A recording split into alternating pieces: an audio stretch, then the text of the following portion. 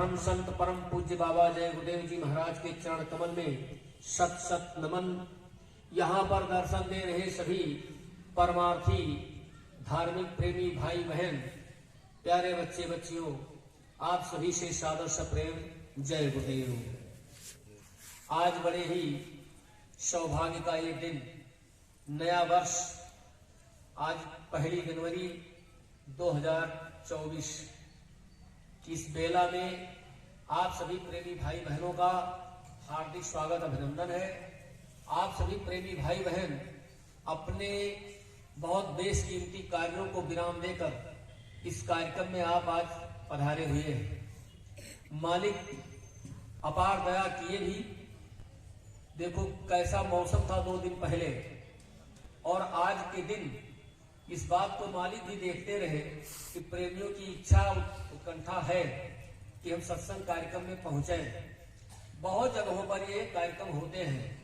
आज हमारी संस्था में तो जगह जगह पर लोग मना ही रहे, वैसे देश और दुनिया के अंदर आज के दिन सभी लोग कुछ न कुछ मालिक को अपने रस्म और रिवाज के अनुसार उस प्रभु को याद करते हैं।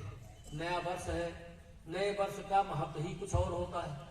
बड़े ही रंगारंग कार्यक्रम जगह जगह पर देखने सुनने को मिले हैं। तमाम जगहों पर बड़े बड़े विद्यालयों में, बड़े बड़े संस्थानों में लोग इसको बड़े ही धर्म के साथ सोचते हैं जुड़ करके। और हम अपने जीवन को, अब क्योंकि नए वर्ष में आप प्रवेश करने जा रहे हैं, तो मालिक को याद किया जाए। अपनी अपनी ख्वाहिशें, अपनी अपनी तमन्नाएं, अपनी अपनी इच्छाओं को लेकर के लोग नए वर्ष में प्रवेश करने जा रहे हैं। तो मालिक से प्रार्थना करते हैं कि हे प्रभु, हे मेरे मालिक, हमारे ऊपर अति दया करो कि मेरा ये नया वर्ष मंगलमय हो। आज सुबह से ही लगभग 4 बजे से ही सबकी मोबाइलों में बराबर लगातार सबको मंगलमय की कामना सब प्रेमी एक दूसरे को दे रहे हैं। तो वास्तव में ये हम सब लोगों को सोचना चाहिए कि ये नया वर्ष, नए वर्ष में हम प्रवेश कर रहे हैं। हमारा संकल्प होना चाहिए। कोई भी काम आप करते हैं तो नए संकल्प के साथ नए वर्ष में अपना कोई संकल्प इरादा जरूर बनाते हैं कि आज मुझे ये काम करना है, अब नए वर्ष में ये काम मुझे करना है। नया वर्ष लगा भाई, इस वर्ष हम ये काम कर ही डालेंगे। देखो मकान बनवाना है या शादी बच्चे की करनी, बच्चे की शादी करनी है, या कोई भी काम, दुनियावी जितने भी काम, उन सब के लिए हम लोग अपना अपना मन बनाते हैं, संकल्प लेते हैं।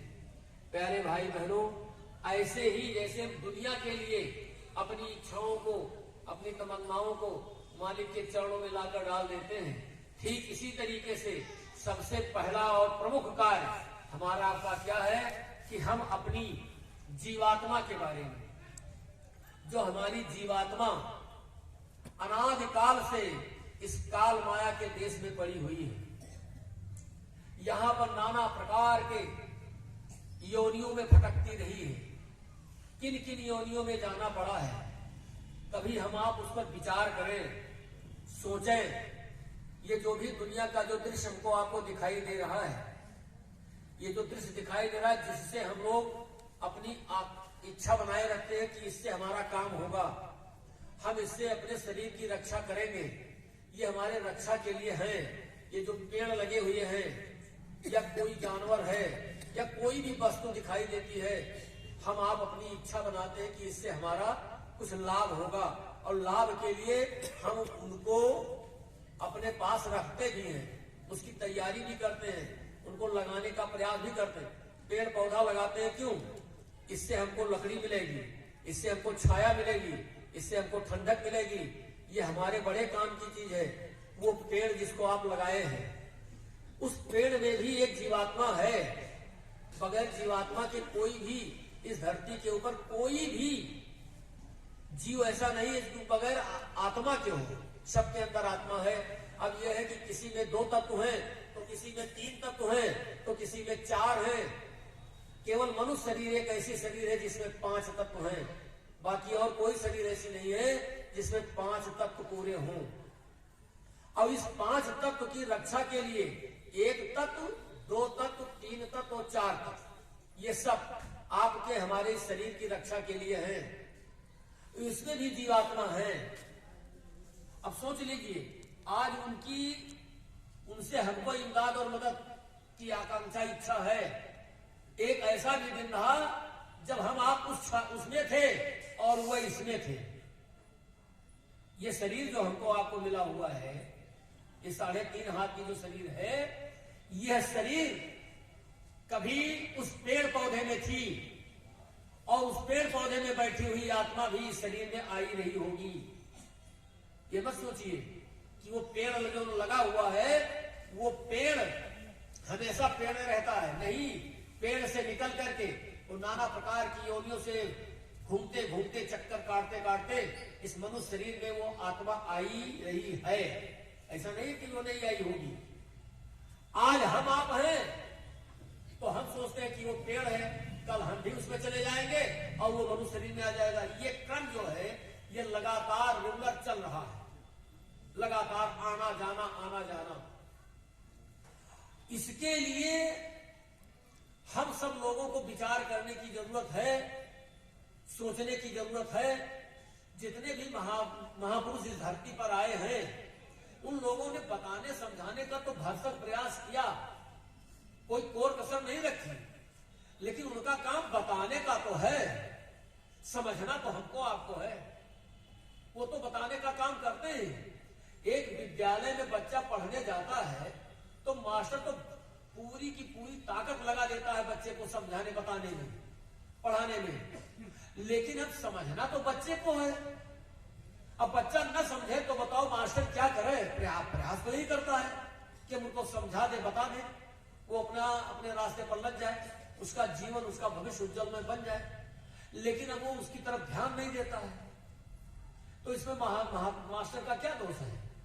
इसी तरीके से संत महात्मा इस धरती पर आज नहीं प्रेमियों, बहुत दिनों से लगातार समझाने बताने का प्रयास करते हैं, लेकिन हम लोग उनकी बातों को सुन करके उस पर ध्यान नहीं देते। कारण यह है कि हम इस दुनिया को अपना मान बैठे हैं, इतना इससे हमारा लगाव हो गया है कि हम उसको छोड़ पा ही नहीं रहे हैं। कितना भी समझाया जाए लेकिन उसको हम छोड़ नहीं पा रहे हैं। महापुरुष कहते हैं कि तुम इसको छोड़ो ना।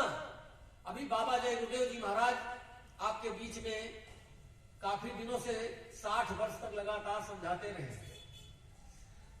बाबा जय गुरुदेव जी महाराज ने जो कुछ समझाया, तो उनकी बातों को समझने के बाद, जैसे आप लोग सत्संग में आए हो, सत्संग में बैठ करके सुनने के बाद समय निकाल कर आए हो, अपना मौका समय निकाले हो, घर से निकल कर आए उस कड़ाके की ठंडक में, तो इसका मतलब यह है कि हमें सदुपयोग करना चाहिए। यह नहीं कि हम जैसा चाहे वैसा इसको अपने समय को बिताते ऐसे चले जाएं, ऐसा नहीं होना चाहिए। हमारे आपके समझ में ये बात आनी चाहिए कि हम आए हैं इतना समय निकाल करके, तो हम इसको अपने हृदय में उतारने की कोशिश करें, इसको पकड़ने की कोशिश करें। जितने भी महात्मा महापुरुष पहले के लोग आए, उन लोगों ने समझाया, बाबा जय गुरुदेव जी महाराज ने भी समझाया, बताया। आपको ये भी बताया गया कि अभी बाबा जय गुरुदेव जी महाराज का संदेश आपको बताया जाएगा। आप संदेश मान करके ही स्थान पर नए वर्ष में आप आए हो, लेकिन आपको ये जानकारी दी गई थी कि देवलखा आश्रम पर गुरु महाराज का संदेश आप लोगों को बताया जाएगा। यहाँ भी आप आए हैं, बैठे हैं, ये आवाज दी गई है कि आपको संदेश बाबा जय गुरुदेव जी महाराज का दिया जाएगा। संदेश को आप पकड़ने की, वो संदेश जो बाबा जी देकर गए हैं उसको भी हमने नजरअंदाज कर दिया, हटा दिया, दिमाग से हटा दिया। इसीलिए जितने भी महात्मा महापुरुष इस धरती पर आए, उन सब लोगों ने जाते जाते अपना कुछ ग्रंथ, अपने कुछ लेख, अपना कुछ आदेश निर्देश भावी पीढ़ी के लिए बताकर गए, देकर गए, और उसको लगातार लोग बताते रहे। बाबा जय गुरुदेव जी महाराज जैसा कि पहले के महापुरुष जो कुछ भी बताते रहे, लेकिन बाबा जय गुरुदेव जी महाराज आए, उनके बारे में पहले आप कुछ जानकारी ले ले।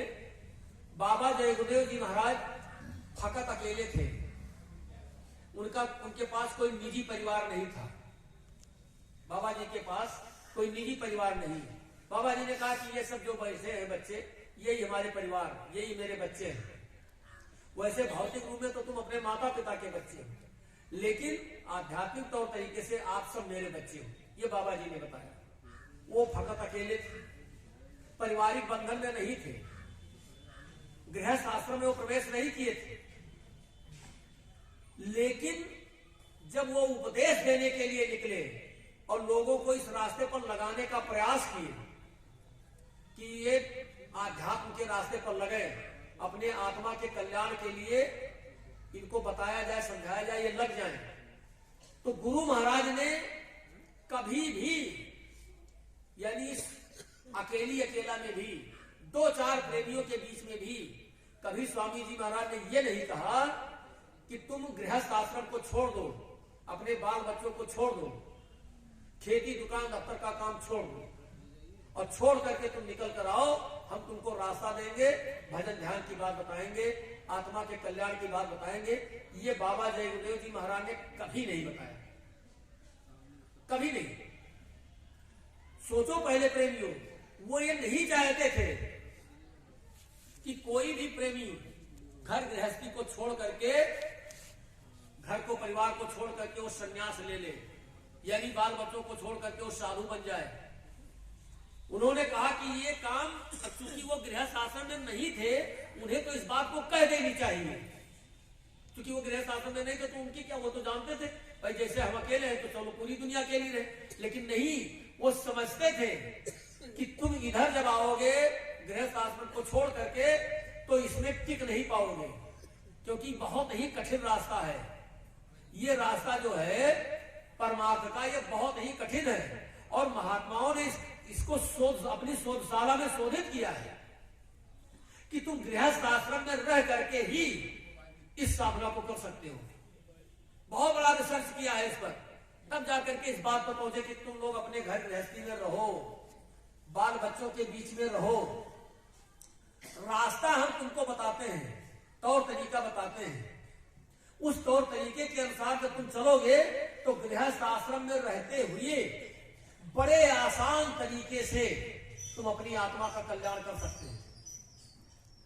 कोई भाग दौड़ करने की जरूरत नहीं है, इधर उधर भटकने की जरूरत नहीं है। हमारे बहुत जितने भी भाई प्रेमी भाई बहन बैठे हैं, अक्सर कभी कभी ये बात कह देते हैं और ये रोने लगते हैं, क्या बताऊं, परिवार हमको परेशान किए, घर गृहस्थी हमको परेशान किए, घर में न होते, घर खेती पाती में के मामले में फंसे हैं, नौकरी में फंसे हैं, ये धंधा करते वो धंधा करते हैं, इतनी फुर्सत कहाँ है कि हम भक्ति और भजन में अपने को लगाएं। ये रोना अक्सर लोग रोने लगते हैं। महापुरुष कहते हैं कि तुम ये गलत में रो रहे हो, फर्जी में समझ नहीं पा रहे हो, ध्यान नहीं देते हो, महापुरुष की वाणी पर, महापुरुष के वचनों को ध्यान नहीं देते हो, जैसा वो बताते हैं उस तरीके से तुम चलते नहीं हो। अगर उस तरीके से हम लोग चलना सीख जाएं तो गृहस्थ आश्रम से बढ़ करके दुनिया में कोई आश्रम नहीं। जो 4 आश्रम बनाए गए ऋषियों मुनियों के द्वारा, ब्रह्मचर्य आश्रम, गृहस्थ आश्रम, वानप्रस्थ और संन्यास, ये 4 जो आश्रम बनाए गए, इन चारों आश्रमों में गृहस्थ आश्रम को सबसे ऊंचा संत महात्माओं ने बताया है। लेकिन अब हम उसमें रहना नहीं सीख पाए, हम उसमें कैसे अपने को ढालें, महापुरुष के बताए के अनुसार हम लोग अगर चलते तो परिवार के अंदर रह करके बड़े ही सुकून शांति के साथ। स्वामी जी महाराज ने कहा कि तुम परिवार के अंदर रहते हो, ये समझ करके चलो कि ये सब जो कुछ भी उसके अंदर जरा सी अगर इधर उधर की कोई बात आती है तो स्वामी जी महाराज ने कहा, बच्चा ये सब लेन देन की दुनिया है, यहां सब लेन देन है, यहां सब एक दूसरे का लेना देना है।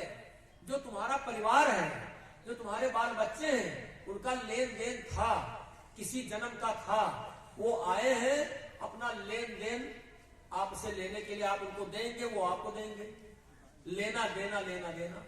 इसमें बड़े ही प्रेम के साथ लेन देन को बड़ी ही शांति और प्रेम के साथ अगर निपटाया जाए तो कोई दिक्कत नहीं होगी। दिक्कत तो तब होती है जब लेन देन आदमी अपना भूल जाता है, अपने कर्तव्य को भूल जाता है वो ये नहीं समझता है कि मेरा लेन देन है। आप किसी से पैसा ले लिए, कोई उधार ले लिए, आप वो मांग रहा है, तो अगर आपके पास नहीं है तो आप थोड़ा शांति से उससे बात करें, प्रेम से बात करें, उससे ये कहें कि भाई हम व्यवस्था कर रहे हैं, व्यवस्था करके दे देंगे। उससे अगर हो सके तो थोड़ा हाथ जोड़ लीजिए कि अभी हमारी व्यवस्था नहीं हो पा रही, हम व्यवस्था करके दे देंगे, तो वो मान जाएगा। अब पहली चीज तो आप दे नहीं पा रहे हैं और दूसरे अकड़बाजी करते हो, तो अकड़बाजी करोगे, दे नहीं पाओगे तो झगड़ा नहीं होगा, काफी झगड़ा हो जाएगा, उसी में तनी तना हो जाता, उसी में बहुत बड़ी दुश्मनी खड़ी हो जाती। जब लेन देन रहता, दिया जाता लिया जाता तो कितना बड़ा प्रेम, और उसी को जब मांगने की बात आती है तब कितना बड़ा आपसी अंतर्द्वंद और कितना बड़ा लड़ाई और झगड़ा हो जाता। यही बात तो हमारे आपके परिवार में है। भाई वो अपनी इच्छा प्रकट कर रहा है, तुम उसकी इच्छा के अनुसार चलना नहीं चाहते। लड़का है, लड़का अपनी इच्छा प्रकट कर रहा है कि हमको ये सामान चाहिए, पत्नी है अपनी इच्छा प्रकट कर रही है कि हमें ये सामान चाहिए, पति है अपनी इच्छा प्रकट कर रहा है कि ये सामान हमको चाहिए, ये मदद हमारी कीजिए। तो अगर आप कर दें तो बड़ी अच्छी बात है, नहीं कर पा रहे हैं तो उस जगह पर आपको अनूल जरूल बातें नहीं, तेज तर्राक की बातें नहीं, इस तरीके से नहीं कि आप अपने को एक दूसरे के ऊपर सवार हो जाइए। वहां भी हाथ जोड़ने की जरूरत है। बच्चा अगर तुमसे कोई ज्यादा मांग कर रहा है तो उससे ये कहा जा सकता है कि भैया तुम तो देखते ही हो, देखते हो, तुमसे कोई चीज छिपी है, भला बताओ, तुम हमारे बेटा हो, हमारे बच्चे हो, तुम मेरी औलाद हो, तुमसे कोई चीज हम छिपा के रखे हैं, सब तो तुम्हारे सामने है, सब तो तुम देख रहे हो, कौन ऐसी चीज है जो तुम्हारे सामने नहीं है, बताओ, देख रहे हो नहीं देख रहे हैं? अब मेरे पास होगा तो तुम्हारे अलावा मैं किसको दे दूंगा? अब व्यवस्था हो जाने दो बेटा, व्यवस्था हो जाने दीजिए। हमें मालूम है कि तुम्हारे पास ये सामान नहीं है, मैं देख रहा हूं कि इस चीज की तुम्हें कमी है बेटा, ऐसी बात नहीं कि तुम कहोगे तो हम जानेंगे, हमको दिखाई दे रहा है, बस इंतजार कर रहे हैं, जैसे हमारी व्यवस्था हो जाएगी मैं तुरंत आपको ये सामान बगैर कहे ही मुहैया कर दूंगा, आपको दे दूंगा। तो लड़का तो कुछ समझ ही जाएगा। अगर आपने उस जगह पर अपना वो रोल अदा किया, तुम अंधे हो, दिखाई नहीं देता है, गधे हो ऐसे ऐसे शब्दों का प्रयोग, मैं मर रहा हूं रात दिन, तुमको ये दिखाई, तुम कितनी भी मेहनत करते हो, इसका एहसान मत दिखाओ उसके ऊपर। एहसान देखने वाला वो अपने आप मान जाएगा, अच्छी बात है। एहसान नहीं कि डांट करके, एहसान कोई थोड़े कर रहे हैं, वो अपना कर्म कर्जा पाट रहे हैं, कोई एहसान नहीं है। उसका था तो आज उसे ले रहा है, हमारा था तो हम उससे ले रहे हैं, इसमें एहसान किस चीज का है? इस बात को हम सोच ले जाएं। अगर यही बात संत महात्मा बाबा जी के पूरे इतिहास को उठा करके जितनी बातें लिखी रखी हैं, हमेशा सत्संग में जब भी कभी गुरु महाराज बोलते थे तो अगर 1 घंटा बोले हैं तो 1 घंटा में 15-20 मिनट तक केवल आध्यात्म पर बोलने के बाद केवल सामाजिक ताने बाने को जो बिखरे हुए हैं उन्हीं पर फोकस करते थे, उसी पर वो व्याख्या करते थे गुरु महाराज। क्योंकि उनके सामने इतनी बड़ी पब्लिक, इतनी बड़े प्रेमी, इतनी बड़ी जनता जब उनके पास जाती थी तो ये कितनी समस्या थी, न जाने कितने लोगों की समस्याएं थी, और कुछ कहते थे डायरेक्ट कह देते थे, आकर के मुंह खोल करके कह देते थे, और कुछ नहीं कहते थे कि क्या कहने जाए तो मन ही मन कहते थे। अब गुरु महाराज कहते थे कि बच्चा तुम्हें जो कुछ भी कहना है तुम मन से बोल दो, जहां पर बैठे हो उसी जगह पर बोल दो, जितना मैं सुनता हूं शायद कोई सुनता होगा, जितना मैं सुनता हूं। और इस बात को प्रेमियों बड़ी गहराई से इसका अनुभव किया है, देखा है, चल फिर करके देखा है कि कैसे कैसे लोग अपनी बातों को रखते रहे और स्वामी जी महाराज पहुंच जाते थे और वो बात उससे पूछ करके बता देते थे, बच्चा तुम ये चाहते हो, तुम्हारी ये इच्छा है। मन में केवल बना करके प्रेमी जाता था और स्वामी जी महाराज देखते, हाँ हाँ बोलो बच्चे बोलो। वो जानते थे कि ये कह नहीं पा रहा है, डर लगती थी गुरु महाराज से बातचीत करने में, और डर लगनी भी चाहिए। पिता के सामने तो बच्चे को थोड़ा बहुत, गुरु के सामने शिष्य को तो थोड़ा बहुत डर करके, और तुम डर करके अगर जाओगे तो तब भी वो दया करेंगे, ऐसी बात नहीं है। कहते हैं प्रेमी, जो रूहें गुनाहों से रहती दबी, वे पास ना आती डरती है, लेकिन उनसे भी मोहब्बत वह करती सब माफ गुनाहें करती। अगर तुम डर करके उनके पास जाओ और डर करके अपनी बात को कहना चाहते हो तो ऐसी बात नहीं है। तुम नहीं जाना चाहते हो, अगर पीछे से ही या दूर से ही अपनी बात को रखते हो तो वो सुनते थे और सुन करके सारे प्रश्नों का उत्तर सत्संग के माध्यम से दे देते थे। गुरु महाराज सत्संग में कोई बात छिपाते नहीं थे, सारी बातों को सत्संग में ही वो उड़ेर देते थे और कहते थे बच्चे गौर से बैठ कर ये सुनो, और जितना तुम सुनोगे सब समझ में आ जाएगा। ऐसी बात नहीं, सुनते तुम जाओ, मैं सारी बातों को, सबके प्रश्नों का उत्तर। ऐसा लोग अनुभव में बताते थे कि ये मैं सोच रहा था, और गुरु महाराज के पास पहुंचा कि उसके पहले ही सत्संग के माध्यम से एक सज्जन थे हमारे एक गोंडा के, बहुत अक्खड़ स्वभाव के थे। वो जाते नहीं थे गुरु महाराज के पास, संदेश सुनने नहीं जाते थे। जब उनसे लोग कहते थे, उनके रिलेटिव जो नातेदार लोग थे वो भी गुरु महाराज से जुड़े थे, तो बराबर कहते थे कि चलो सत्संग में। कहते थे नहीं जाएंगे, तुम्हारे बाबा जी के पास हम नहीं जाएंगे। क्या करने जाए, पता नहीं किस जाति के हैं, किस कौम के हैं, हम वहां क्या करने जाए, क्या सुनने जाएंगे उनके पास। और कहते थे चलो तो कम से कम महात्मा है, संत है, तुम जात को लेकर चलते हो, और ऐसी बात नहीं, बाबा जी अच्छे खानदान के हैं, कुछ नहीं मैं नहीं जाऊंगा, मैं अच्छे खानदान का ब्राह्मण हूं, मैं नहीं जाऊंगा। अब उनको किसी तरीके से घेर घाड़ करके समझा बुझा करके लेकर गए। हम भी थे उस कार्यक्रम में, हमारे साथ में गए थे, और रास्ते भर वो बड़बड़ाते रहे, पूरा रास्ता तंग कर दिए, बस में बैठे बैठे बड़बड़ाते रहे। और इसके बाद जब वहां पर पहुंचे, साधना शिविर का कार्यक्रम था, तो उनसे कहा गया कि अब देखो वो बाबा गुरु महाराज आए हैं, दर्शन दे रहे हैं और जाओ दर्शन ले लो। कहा मैं दर्शन करने नहीं जाऊंगा, हमारे 70 प्रश्न हैं, 70 ना, बिल्कुल लिख करके पर्चे में लिख करके 70 प्रश्न लेकर के हो गए। कहा था मेरे 17 प्रश्न का उत्तर अगर बाबा जी दे देंगे तो मैं मान जाऊंगा कि बाबा जी कोई शक्ति हस्ती है। तो कहा ठीक है, तुम जाओ तो कम से कम उनके पास जाओ और 70 प्रश्न तुम उनके पास रखो। तो 70 प्रश्न को लेकर के वो, अब जब पहले तो मतलब ये है कि मने नहीं बनाए थे, हम लोग तो पांव छू करके गुरु महाराज का दर्शन करके आए। अब वो कह रहे थे कि चले जाओ भाई, चले जाओ भैया, चले जाओ पाणी जी, चले जाओ, पाणे थे वो, तो कहा चले जाओ। अब वो किसी तरीके मनवा नहीं करे, लेकिन अब ये हुआ कि इच्छा लाओ, जब तुम कह ही रहे हो तो हम जाएंगे। अब गुरु महाराज, कोई प्रेमी वहां पर छाता लिए लगाए हुए बैठा था, पैसा लोगों ने वहां पर, इतना पैसा लोगों ने लिया, कौन, नंदगांव गोकुल बरसाना गोवर्धन वाले, हमको भी पकड़ करके लोग ले गए। ने कहा हम अपने जिंदगी में पूरी जिंदगी बीत गए और हम ना ही जाने थे सब कहां बना है, और जबकि हर साल हर प्रोग्राम अटेंड करते थे। लेकिन अब प्रेमियों की बात हमको खींच करके ले गए, नहीं चलोगे तो चलेंगे, चलोगे तो चलेंगे, नहीं चलोगे तो, इसीलिए कहकर आए थे, तुम्हारे साथ आए थे, तुम कहकर लाए थे।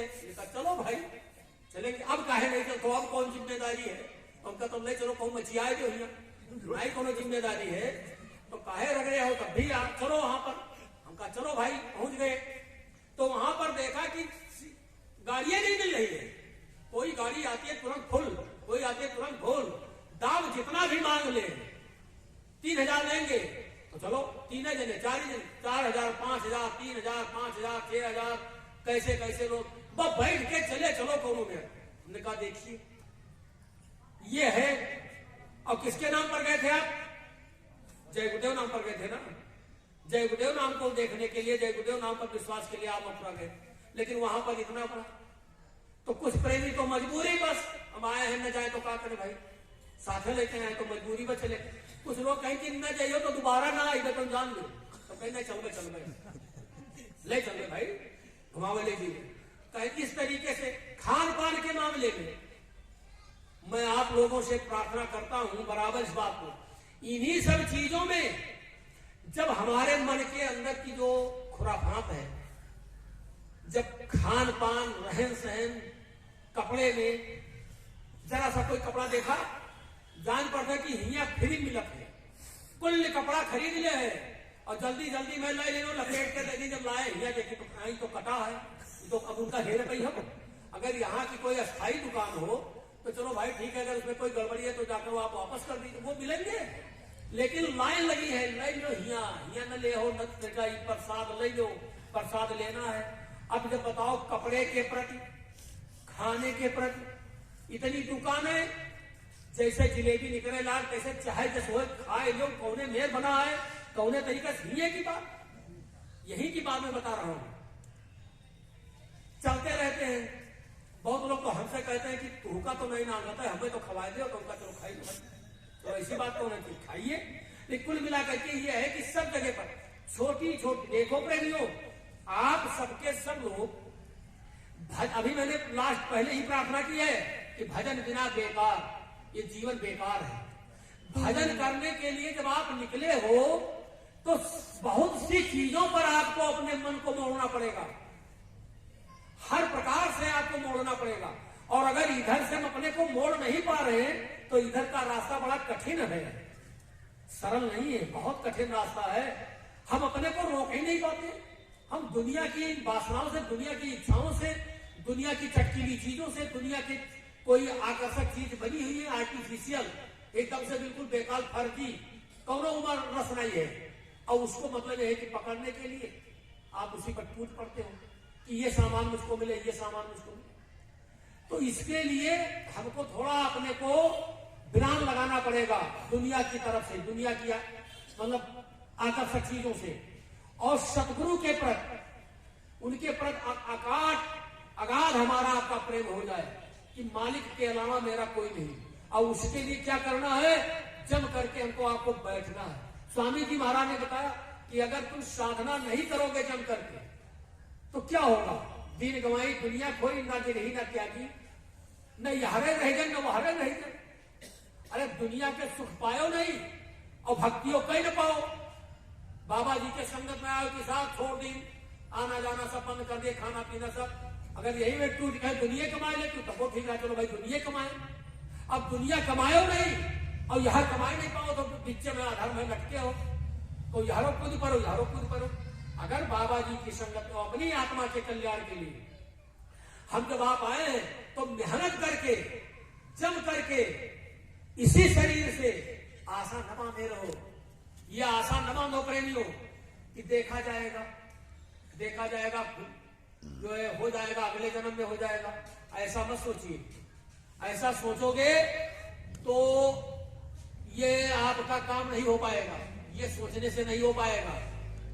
इसी जन्म में मालिक से प्रार्थना करो कि हम इसी जन्म में पार हो जाएं, ये प्रार्थना, ये विनती करो। और इधर उधर जो आपके मन में तमाम प्रकार के लोग बताते हैं, अभी मैं कल बैठा रहा कुछ प्रेमियों के बीच में, बराबर चलता रहता हूं, ऐसी बात में मैं अभी आया हूं मथुरा से, एक दिन भी मेरा गायब नहीं, उसी दिन पकड़ लिए गए। उन्होंने कहा भाई मेरी तबीयत ठीक नहीं है, अरे कहा हम तो यहाँ मेरी तबीयत नहीं ठीक है, तब वो कहता है चले आओ, कहा तो झावा झूरा जाए थे, चले आओ। अब झावा झूरा का मतलब हम ऐसे होगी तब समझो कि झावा झूरा, लेकिन कहे चले आओ का ठीक आ रहे हैं। तो प्रेमियों के बीच में आते जाते हैं। मैं बैठा रहा कल तो एक प्रेमी ने कहा तिवारी जी आप हमको आज बताइए, समझाइए। मैं कहा भैया कहा समझावे, मथुरा गयो आवत जा तो कहा समझावे है, कहीं हमका ये चौपाई बताए दो खाली रामायण के, समझाए ले जाओ, बस हम बात मान ली। कहा वो कौन चौपाई है, रामायण तो बड़ी चौपाई है भाई, हम तो इतने बड़े जानकार है नहीं।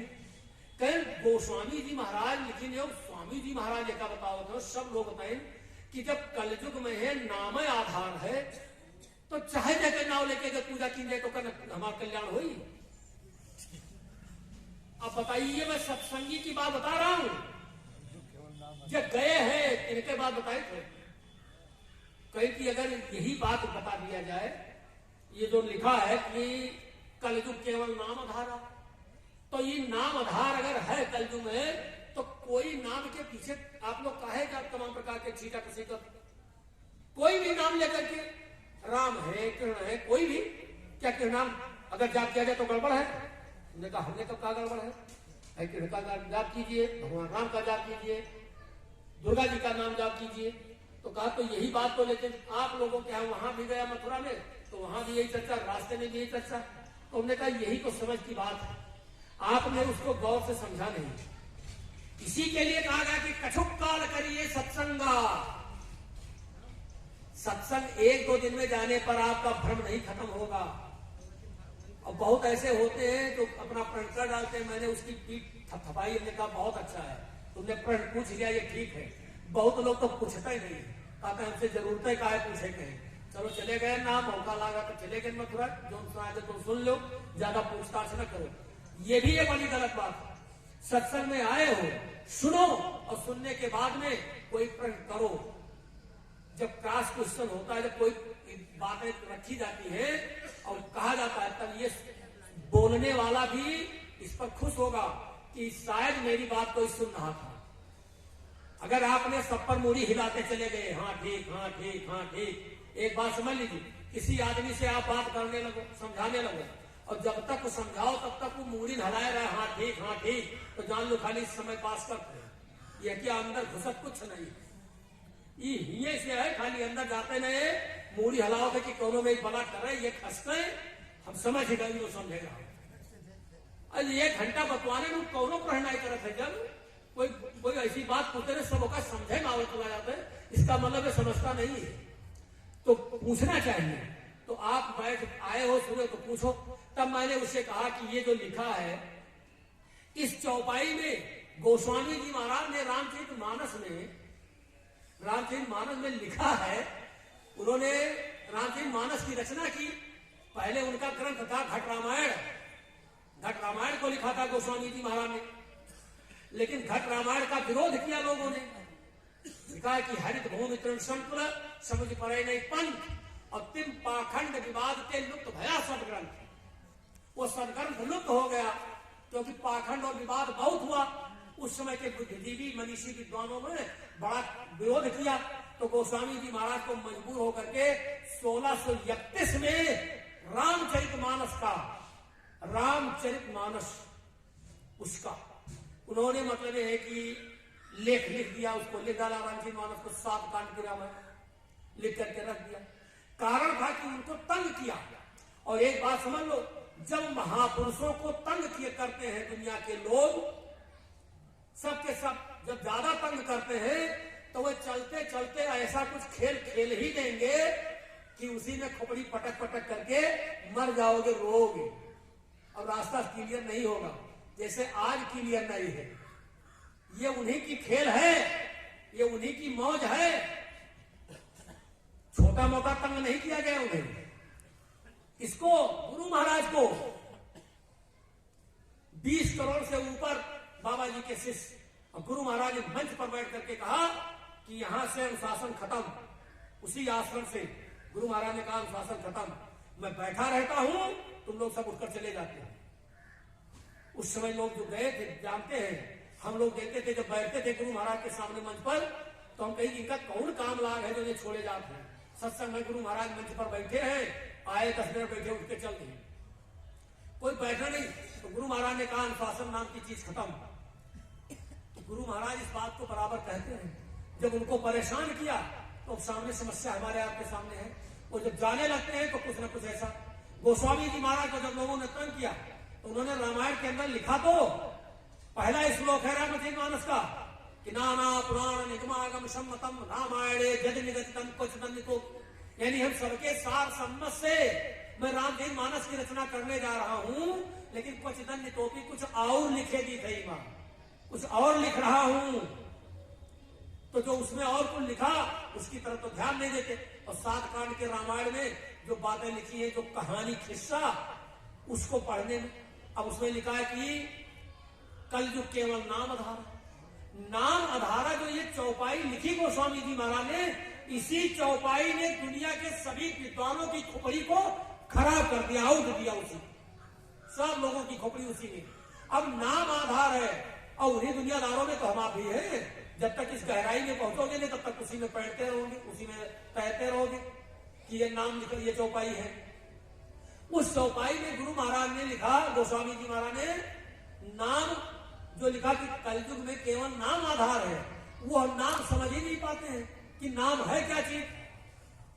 उस नाम की व्याख्या गुरु महाराज ने कई बार कहा, कई बार गुरु महाराज ने कहा। और रामायण में लिखा भी है कि कलयुग केवल नाम धारा सिमर सिमर न उतरे पारा। फिर उसमें लिखा है कि कलयुग जोग जग नहीं जाना, एक धार नाम गुण गाना। तमाम और कहते हैं कि ब्रह्म राम के नाम पर वरदायक वरदान, रामचरित सबकोट में लिए महेश ये जान। यानी राम से और ब्रह्म से भी बड़ा नाम है। और वो नाम क्या है? तो वो नाम तो संतों के अधीन है। नाम रहा संतन अधीना, और बिना संत कोई नाम न चीना। जब बिना संत के नाम की पहचान हो ही नहीं सकती, तो संत के पास आने जाने में, बैठकर सुनने में, वो नाम जो साधना बताते हैं, गुरु महाराज बताते हैं, उस साधना को जब आप करोगे तब नाम के बारे में कुछ जानकारी होगी। नहीं तो आप दौड़ लगाते रहिए, दौड़ लगाते रहिए और कहिए कि मेरा कल्याण हो जाए। कल्याण होने वाला नहीं, चाहे कितना भी दौड़ आप लगाते रहो। बहुत बार नाम के पीछे तमाम लोग इसी तरीके से, और कल्याण उसमें होने वाला कुछ है नहीं, कुछ भी नहीं कल्याण हो रहा। जैसे महात्मा जी एक राजा साहब थे, तो राजा साहब के राज में बहुत बड़ा एक अकाल पड़ा, सूखा। सुन लीजिए, ये बात गुरु महाराज ने इसीलिए, किसी भी कहानी का सारांश होता है जो बाद में बताते समझाते। गुरु महाराज ने बताया कि तुम इस कहानी को ऐसे न समझ लिया करो, उसके पीछे क्या राज है उसको पकड़ने की कोशिश करो। तो वो राजा जो है, उसके राज में बहुत बड़ा अकाल पड़ा, सूखा पड़ा। अब सूखा से पूरी प्रजा परेशान, बहुत ज्यादा परेशान हो गई। तो जब राजा को ये मालूम हुआ कि हमारी प्रजा बहुत ज्यादा परेशान है, तो उसके निराकरण के लिए महात्माओं संतों के पास लोग, संत महात्मा के शरण में जाते हैं। जब दुनिया से हार मान जाते हैं तब महात्मा के पास जाते हैं, तब संतों की तलाश करते हैं। पहले तो बहुत ज्यादा इधर उधर की दौड़ लगाएंगे, लेकिन जब वो दुनिया से ज्यादा परेशान हो जाएंगे, कोई उनको रिस्पांस फायदा नहीं मिल पाएगा, तब वो संत महात्मा के पास जाएंगे। तो उस राजा के दिमाग में आए कि चलो भाई महात्मा जी के पास पहुंचे। महात्मा जी ने सुनी उनकी बात और राजा से कहा कि राजा ने एक बात समझ लो, कोई भी मुसीबत तकलीफ होती है तो भगवान नाम के जाप का, भगवान नाम का जाप कराया जाता है। भगवान नाम का जाप, तो जाप करवा लीजिए, सारा संकट दूर हो जाएगा। तो उसमें कहा ये तो बड़ा सरल तरीका, बड़ा सरल तरीका है। अभी यहीं पर कोई बात बता दिया जाए, जाओ जाप करा दीजिए, तो सारा पूजा पाठ हम लोग ये साधना बंद करके जाप कराना शुरू कर देंगे। बहुत ऐसे जाप, तमाम पंडितों का तो यही काम है, जाप बढ़िया करते हैं, अच्छी दक्षिणा लेते हैं और कहीं कल्याण हमारा हो जाए। तमाम लोग तो इसी में लुट गए, न जाने कितना पैसा उड़ा दिया, इधर से उधर, उधर से उधर, इधर से उधर, और उड़ाते रहे और लाभ कुछ नहीं मिला। जाप करवाते हैं। सत्संगियों के यहाँ की बात बता रहा हूँ। एक दिन मैं पहुंचा एक सत्संगी के यहाँ, उनसे कहें तिवारी जी अब आप रुक जाए मिनट में। उनका काम कहते कथा सुन ले तब तक सत्संग करो। उनका कहा दूधी काम, अब भक्ति कहाँ से हो, घर में दूधी बताओ। वहां तो कथा होती है, पंडित जी बैठ कथा कर रहे और इधर उनका सत्संग के लिए बनाए हैं। तो हमने कहा भाई एक पर विश्वास उनको नहीं है, अगर कथा पर विश्वास है तो कलयुग कहते हैं कि इसमें विश्वास कलयुग युग समान नहीं जोड़ना कर विश्वास। अब विश्वास तुम्हें जमता नहीं है तो जहां भी जाओगे वहां तुम खराब हो जाओगे, वहीं पर तुम गिर जाओगे, काम नहीं पूरा होगा।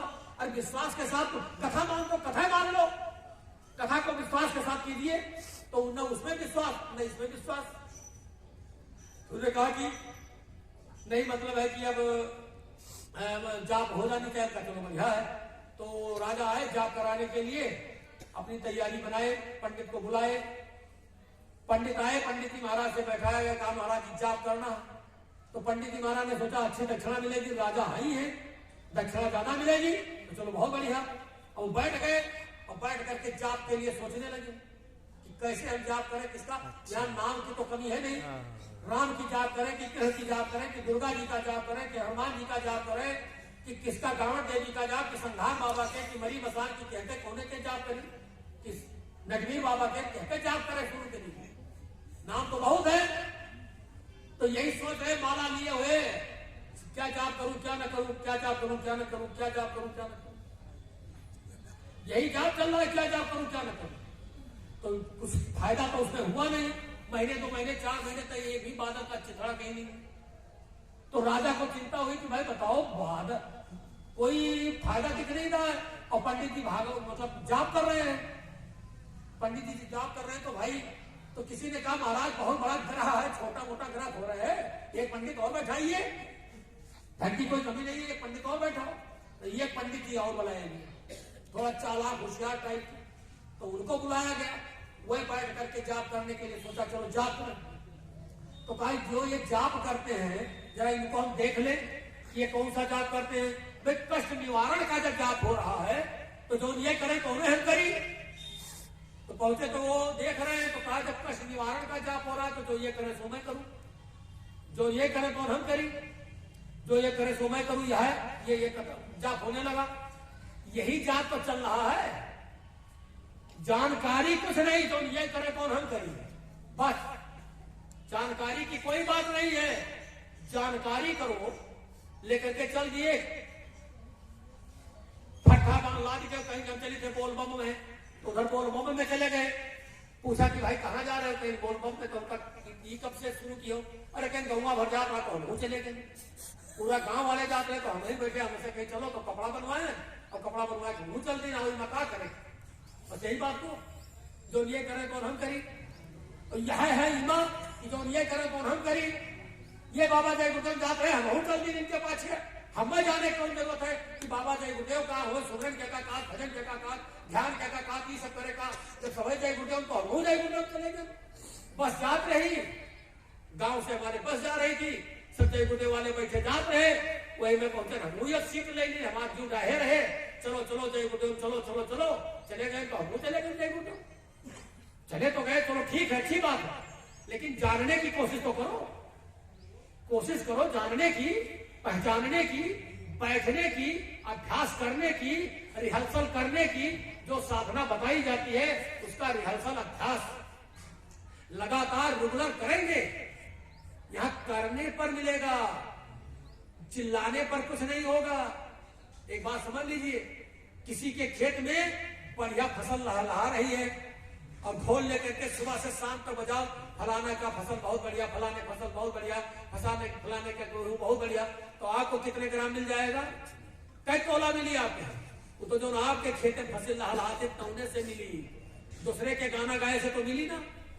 दूसरे गाना रात दिन गाओ, अपने अंदर कुछ नहीं, अंदर में अंधेर है और बाहर प्रकाश, बाहर सब जलाया है, सब चारों ओर प्रकाशमान होगा, अब अंदर में अंधेर और बाहर प्रकाश।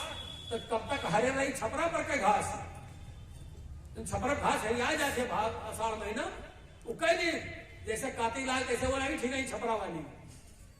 तो अंदर में गर्मी का मौसम तो था ही, साधना शिविर का कार्यक्रम गुरु पूर्णिमा के बाद में होता था।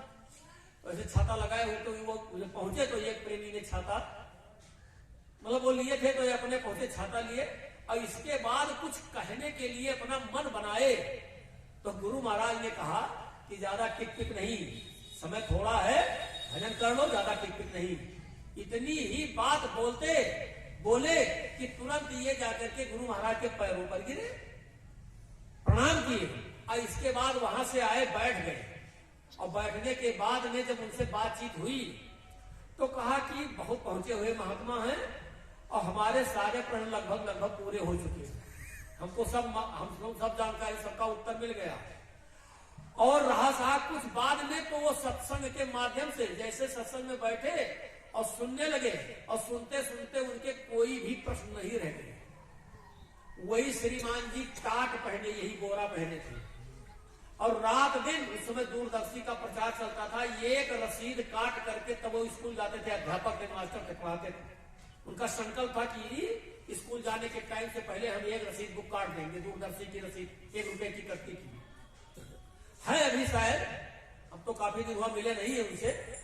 लेकिन कुल मिलाकर ये है कि ऐसे ऐसे लोग गुरु महाराज के पास गए जो तमाम प्रश्नों का खजाना लेकर के उनके पास पहुंचे, और पहुंचते ही सारे प्रश्न का उत्तर सब मिल गया।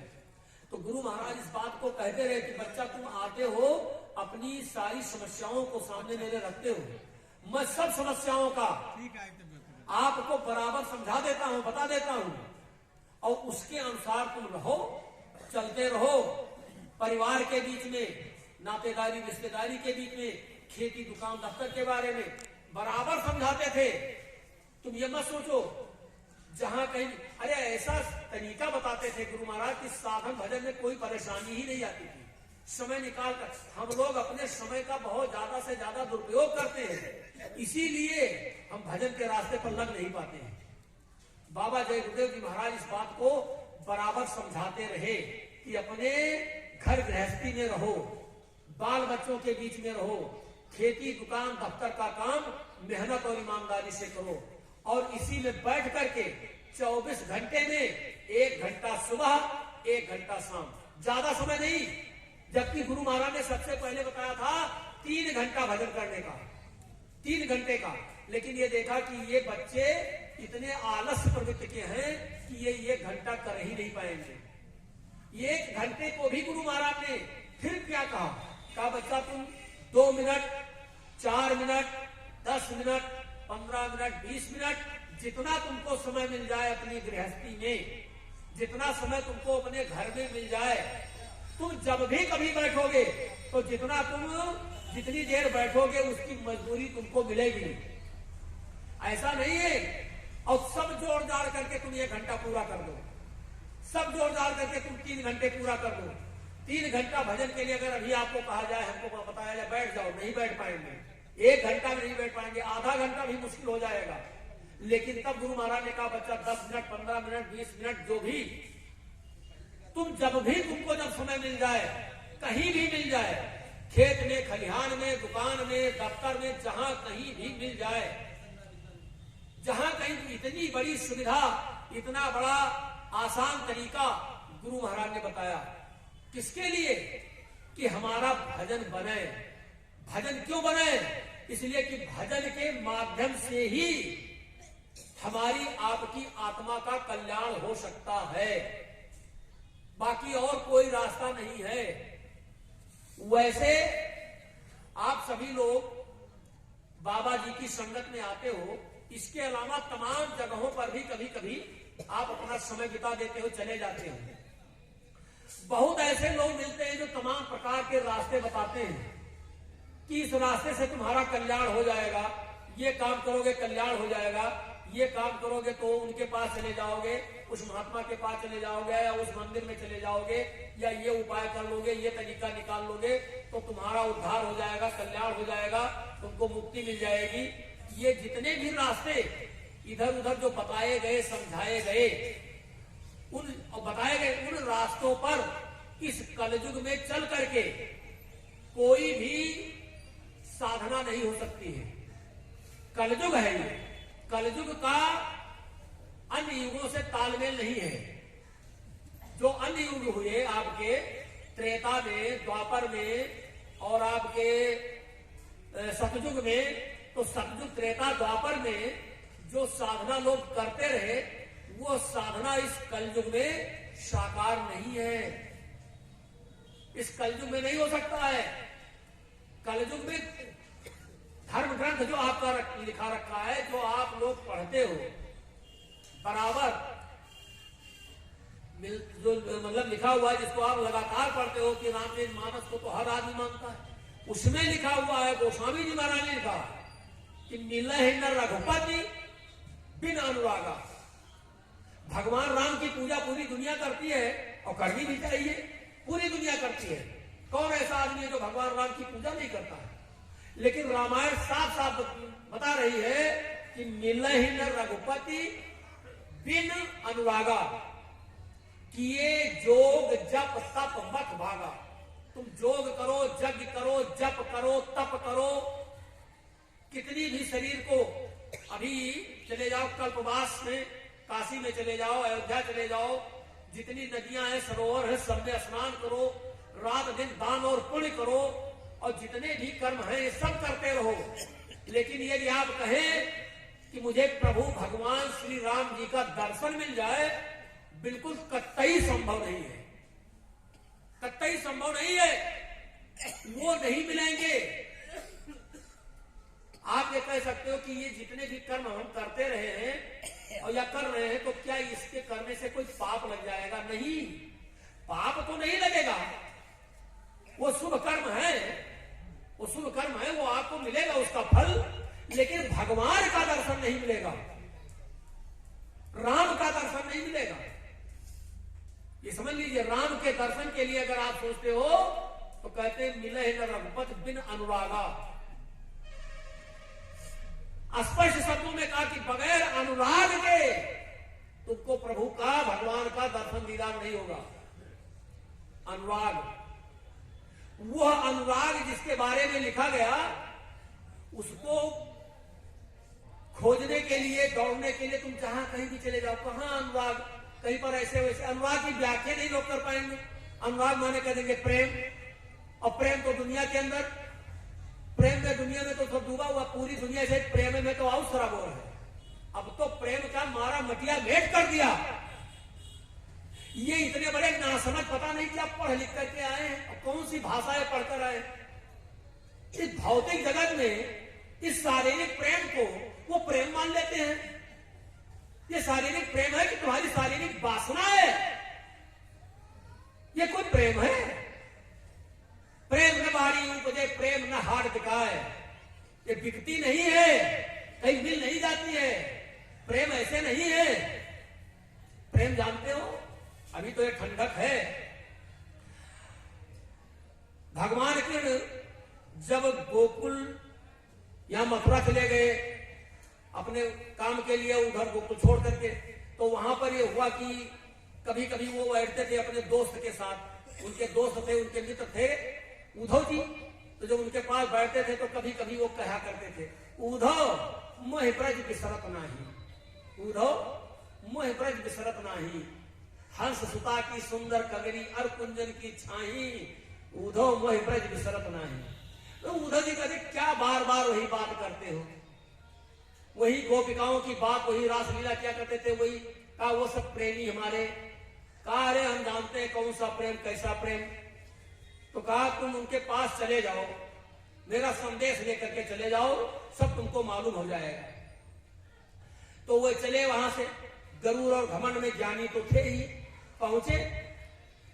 तो आप देखिए, यहां तो छोटी सी बात, अभी हम लोग मथुरा से आए हैं, 4-5 दिन 10 दिन हुआ है, हम लोग आए और ये कार्यक्रम की जानकारी दी गई, सब जगहों पर बताया गया कि भाई कार्यक्रम है नए वर्ष का, और देखो मौसम भी आज खिल गया। लेकिन लोगों को बताया, अभी तमाम लोगों से फोन किया, फोन तो बराबर चलता रहता है। तो बहुत से लोगों ने कहा अरे देखा जाएगा, अब आज नहीं देखा जाएगा। कितने लोग आए जिनके अंदर इस तरीके की भावना थी। तो कहते हैं कि प्रेम को देखिए, जो प्रेम हमारा है, जो मालिक से या प्रभु से प्रेम जो हमारा है, उसके बारे में। तो वो गोपिकाएं जब जान पाई कि उद्धव कोई आ रहा है, कोई मेरा पत्र लेकर आ रहा है, कोई हमको समझाने बताने के लिए कोई हमारे प्रभु का पत्र लेकर आया है। पत्र माने चिट्ठी, यानी संदेश, संदेश वाहक कोई आ रहा है। तो संदेश वाहक को जान करके वो गोपिकाएं अपने घर से जब जानकारी हो गई तो वहां से भगे सब। एक कवि कहता है कि भेजे मन भावन के उद्धव के आमन की, सुध ब्रज गावन में पावन जबे लगी। तो कहे रत्नाकर ग्वालिन की छौरी छौरी, दौड़ दौड़ नंद पौरी आवन तबे लगी। उझक उझक पद कंजन के पंजन पे पेख पेख पाती, बनी चिट्ठी का देख देख पेख पेख पाती छाती चौहन सबे लगी। हमको लिखो है का, हमको लिखो है का, हमको लिखो है का, कहां सबे लगी। ये था प्रेम। आज टूट पड़ते लोग, चलो आज मैं गुरु महाराज के संदेश को पूछूंगा, जानूंगा क्या संदेश नए वर्ष में है, चलो आज मैं चलूंगा। ये वो प्रेम था, वो प्रेमी थे सब। प्रेम केवल दुनिया से नहीं, प्रेम की व्याख्या बहुत लंबी चौड़ी है, बहुत बड़ी व्याख्या है, और उसकी व्याख्या कोई सतगुरु ही कर सकता है। उन्हीं के थोड़ा बहुत जो जूठन हम लोगों को मिल जाता है, उसी को हम लोग थोड़ा बांट देते हैं, जूठन सीटी प्रसाद, बस। और क्या है, उनकी पूरी व्याख्या इस प्रेम की हम आप नहीं कर सकते। तो कहते हैं कि भगवान प्रेम से मिलेंगे, अनुराग से मिलेंगे। वो प्रेम कहां है, कहां प्रेम मिलेगा? प्रेम के लिए दुनिया में कोई और जगह नहीं है। उसके लिए भी गोस्वामी जी महाराज ने कहा कि प्रेम कहां पर है? तो कहते हैं कि सतगुरु के दरबार में, गुरु के दरबार में बंदहु गुर पद पदुमा परागा असुरचि सुबास सरस अनुरागा अमीय मूरि में चूरन चारु समन सकल भव रुज परिवारु सुकृत संभुतन विमल विभूति मंजुल मंगल मोद प्रसूति श्री गुर पद नख मणि गण ज्योति सुमिरत दिव्य दृष्ट ही होती दलन मोह तम सोसु प्रकाशु बड़े भागी गुर आम ही जासु श्री गुर पद नख मणि गण ज्योति सुमिरत दिव्य दृष्ट ही होती। जब तक आप गुरु के चरणों में वहां नहीं पहुंचोगे, ये अनुराग की बात कहीं हो ही नहीं सकती। अनुराग वहीं से निकलता है, प्रेम वहीं से निकलता है। और कहते हैं उभर ही विमल विलोचन ही के मिटहि दोष दुख भव रजनी के तब सूझहि राम चरित मन मारिक गुप्त प्रकट जहां जो जहि खानिक। गुप्त और प्रकट चरित्र तब मालूम होगा जब गुरु के चरणों में जाओगे, तब भगवान राम का गुप्त और प्रकट दोनों चरित्र दिखाई देगा, सुनाई पड़ेगा सब कुछ। राम नाम मणि दीप धर जीह दे हरि द्वार स्वामी भीतर बाहिरो जो चाहस उजियार। वो राम नाम मणि जो अंदर में, जिसको आप लोग को जानकारी दी गई है, जो बहुत पहले ही बताया गया कि वो प्रथम स्थान के धनी है।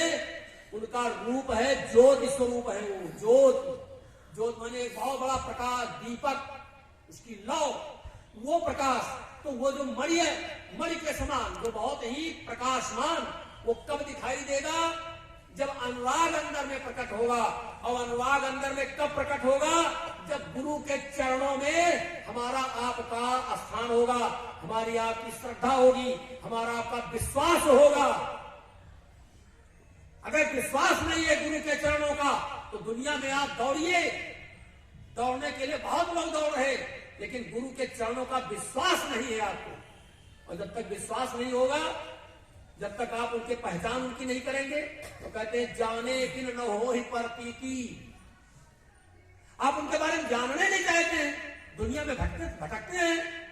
देखने से नहीं, जाने बिन न हो। देख तो बहुत लोग लेते हैं, देखने में और जानने में अंतर होता है नहीं हो।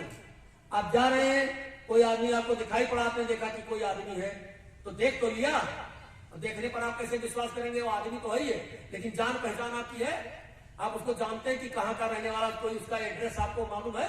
अगर ये पता हो जाए फला गांव का रहने वाला, इसका ये नाम है और ये फला जाति का है, तो आप विश्वास कर लोगे। जान पहचान हो गई, देखने से नहीं। देखने के लिए तो बहुत जाते हैं। तुम्हें गो की आंखों से सब देखते हैं, पर पहचानते हैं कहीं थोड़े थोड़े। देखने के लिए पूरी दुनिया, कितने लोग बाबा जयदेव जी महाराज के पास पहुंचे। इतनी बड़ी जनमत इकट्ठा करने वाला इस धरती पर कोई महापुरुष नहीं आया, जितना जनमत उन्होंने इकट्ठा किया गुरु महाराज बाबा जयदेव जी महाराज। लेकिन देखने वाले गए, देख करके आए। तुम्हें गो की आंखों से सब देखते हैं, पर पहचानते हैं कहीं थोड़े थोड़े। थोड़े थोड़े मृदुल रूप मन मोह लेता सभी का, पर पहचानते हैं कहीं थोड़े थोड़े। देखा, बड़े सुंदर, बहुत बढ़िया। एक आया, एक प्रेमी हमसे कहने लगा कि आप तो बोरा पहनते हो। उन्होंने कहा हाँ भाई, बोरा तो पहनते ही है। कहते अरे बाबा बहुत बढ़िया सैन गुप्ता धोती पहने थे। उनका सैन गुप्ता हम देखबे नहीं किने।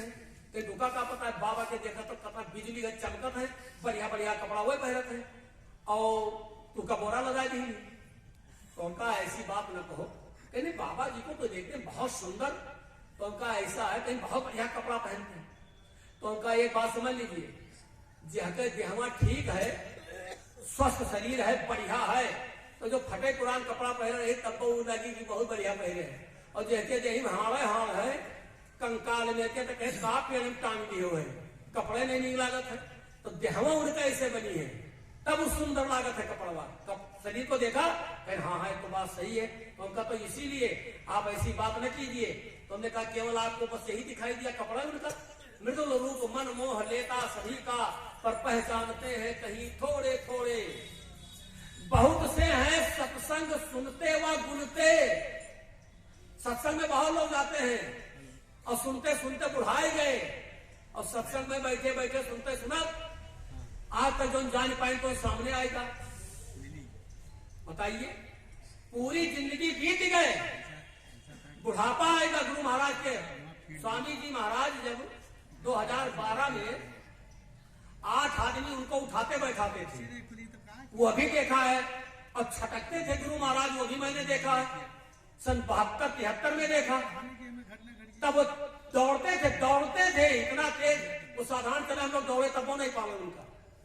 मछली शहर जौनपुर में जब गुरु महाराज ऐसे भूम जोता खेतिहर का आसपास संगठन का अधिवेशन हो रहा था मछली शहर जौनपुर में, और गुरु महाराज मसाल लेकर के ऐसे और चले और ऐसे चढ़ा लिया लाल, और हम लोग दौड़ी और तब्बों नहीं साथ पाई। देखा है साथे दौड़ करके। वो गुरु महाराज को 8 आदमी मंच के ऊपर उठाते बैठाते थे, वो भी मैंने देखा, वो भी देखा दौड़, वो भी देखा। तो कहते हैं कि उनको देखने वाले बहुत से हैं सत्संग सुनते व गुनते, सत्संग में जाते हैं, सुनते हैं, देखते हैं, लेकिन पर पहचानते हैं। अब ऐसे ऐसे पहचाने वाले भी हैं कि चेहरे नहीं जान पाओ, चेहरे पहचान नहीं के पाओ तो आओ छोड़ो, आओ तो बात खत्म।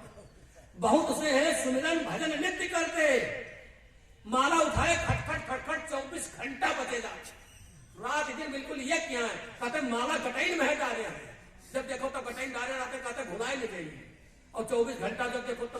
अब ऐसे लोग हैं गटाई माला डाले हैं, रात दिन सुमिरन करत है, अब पहचान नहीं पाएंगे। या तो लिखा है उसमें ये गलत है कि बहुत से हैं सुमिरन भजन नित्य करते, पर पहचानते हैं कहीं थोड़े थोड़े। आप सोच लीजिए, तो कहा कोई पहचान ही नहीं पावत है महापुरुष है।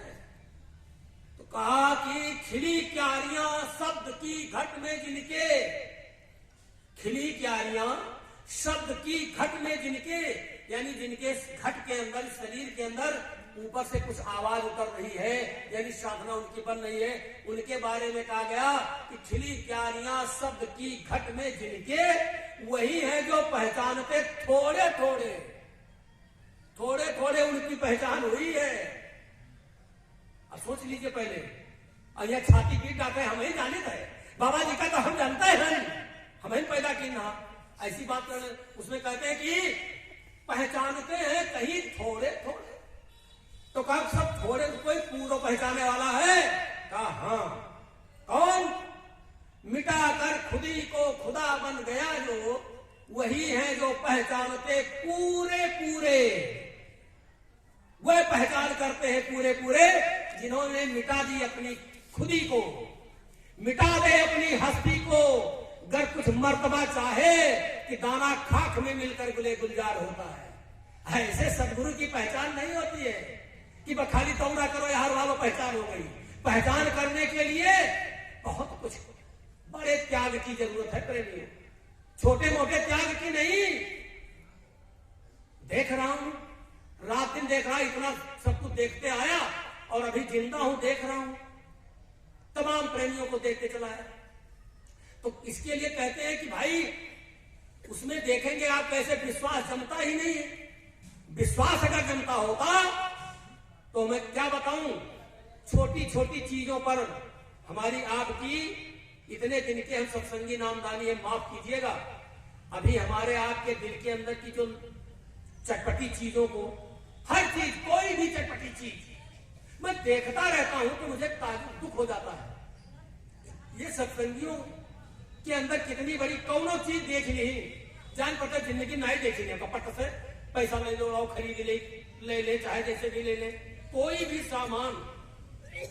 तो जब ये विश्वास कहां जमता है? अगर तुम्हें विश्वास जमता होता तो आप उस स्थान पर पहुंचते। विश्वास जमते नहीं, दौड़ दौड़ करके यहां से वहां, वहां से वहां। उसी को कहते हैं कि जाने दिन न होए प्रतीति, बिन प्रतीत होए नहीं प्रीति। जब प्रतीत नहीं होगी, विश्वास नहीं होगा तो प्रेम नहीं होगा। बिन प्रतीत होए नहीं प्रीति, और बिना प्रीत नहीं भक्त दृढ़ाई। बिना प्रीत के भक्ति मजबूत होगी नहीं। जिम खगे जल के चिकनाई, जैसे पानी से गेही चिकन कैले तो पतली देती है, सूख जाएगा, ऐसे खोदियो फिर माटी दिखाई लगी देही। तो इस तरीके से उसमें विश्वास नहीं जमा, विश्वास नहीं जमता है। मैं देखता हूं, चलता रहता हूं बराबर, छोटे छोटे स्थानों पर, कहीं पर देख लिया कोई सिद्धि प्राप्त हुई या नहीं हुई, किसी ने बता दिया, बस सारा काम छोड़ करके उनके पास चले जाना, उनका छोड़ करके उनके पास चले जाना, इनको छोड़ करके उनके पास चले जाना। जब तुमको गुरु मिल गया, और इस बात को बराबर बताया समझाया जा रहा कि बने तो सतगुरु से बने, बिगड़े तो भरपूर, और स्वामी औरंग से बने ता बनबे पे धूल। हमको दूसरे से कोई लेना देना नहीं, हमको अपने गुरु से लेना देना है, गुरु से लेना देना है। तो गुरु से लेना देना क्या है? हम गुरु के पास जाते हैं तो वहां पर तमाम लोग, कितने लोगों को बताऊं, मथुरा अभी गए, अभी की बात है, मैंने देखा इतना